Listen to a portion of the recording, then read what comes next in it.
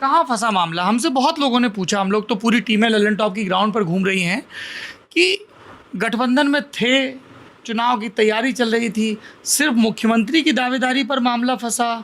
कई लोगों ने कहा कि डिप्टी सीएम, कई लोगों ने कहा कि सीटों की संख्या। तो पब्लिक को एक बार फॉर वंस एंड ऑल बता ही दीजिए कि बातचीत टूटी किस पॉइंट पर आकर। देखिए, लोग जानते हैं,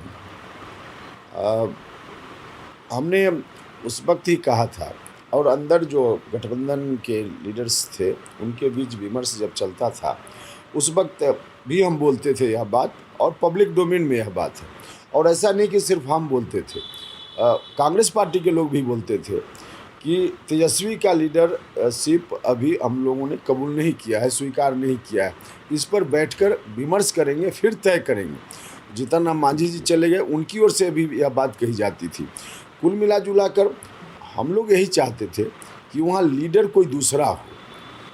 राष्ट्रीय जनता दल के लीडरशिप में और ख़ास करके लालू जी के परिवार का कोई लीडर होगा तो फिर 15 साल का जो उनका शासन था, लोगों के जेहन में वह बात आ जाएगी, और ऐसी परिस्थिति में लोग उनके साथ नहीं जाना चाहेंगे, उस गठबंधन के साथ नहीं आना चाहेंगे। तो कोशिश हमने की कि लीडरशिप। आप लोगों को लग रहा था कि आरजेडी सबसे बड़ी पार्टी है आप लोगों के अलायंस में, और वो नेता से अपना दावा छोड़ देती?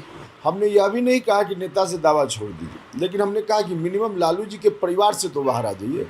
राष्ट्रीय जनता दल बड़ी पार्टी थी, स्वाभाविक रूप से उसका दावा बनता था, तो एक कदम हम और आगे बढ़ सकते थे। और अंदर हमने कहा कि ठीक है, राष्ट्रीय जनता दल बड़ी पार्टी है, तो राष्ट्रीय जनता दल अपना कोई और लीडर लाए ना, लालू जी के परिवार से कम बाहर आवे, तब लोगों का भरोसा होगा। और ये बात आपने सीधे तेजस्वी यादव को कह दी? हाँ, या निश्चित वार्ताकारों के जरिए रणनीति? नहीं, किसी के जरिए नहीं, वार्ता का तो कोई इस तरह का अवसर ही नहीं लोगों ने बनाया। एक मेज पे नहीं बैठे आप? एक मेज पर बैठने की बात मांझी जी करते करते चले गए, कोऑर्डिनेशन कमेटी बनाइए, कोऑर्डिनेशन कमेटी नहीं हुआ। कांग्रेस के लोगों ने भी बहुत प्रयास किया, लेकिन नहीं हुआ।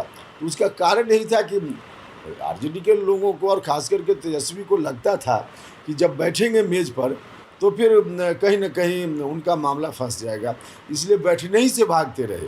तो अंत में जब बैठने ही से भागते रहे तो स्थिति बनी। जब आपने गठबंधन छोड़ने का ऐलान किया तब भी आरजेडी की तरफ से कोई फीलर नहीं आए? नहीं, आरजेडी की ओर से आया कुछ लोगों ने, लेकिन आरजेडी में किसी और की ओर से कुछ आवे उसका कोई अर्थ आज भी नहीं है। वहाँ सिंगल मैन चलता है, लालू जी चलाते हैं जेल से, और फिर यहाँ बाहर में तेजस्वी यादव, और तीसरा किसी का अर्थ कुछ है ही नहीं आरजेडी में। जब आप इस अलायंस में आए थे तब आपकी किससे बातचीत हुई थी? लालू यादव से? हाँ बिल्कुल, लालू जी से बात हुई थी। आप कह सकते हैं कि जेल में थे फिर भी कैसे बात हुई, तो बात हुई। अब कैसे बात हुई लालू जी से पूछ लीजिए, लेकिन बात सिर्फ और सिर्फ मेरी लालू जी से हुई। और तब क्या पॉलिटिकल प्रॉमिस थे अलायंस के लिए? नहीं, कोई पॉलिटिकल प्रॉमिस का मामला नहीं था। सीटों को लेकर, लोकसभा चुनाव में सीट का, ऐसा नहीं कोई विधानसभा जो आने वाला विधानसभा था उस पर हमने कोई बात की हो, ऐसा बिल्कुल नहीं था। लोकसभा में और वहाँ जो इशू था उसको लेकर बात थी, बस यही था। तो लोकसभा चुनाव के बाद आप लालू यादव के संपर्क में नहीं रहे?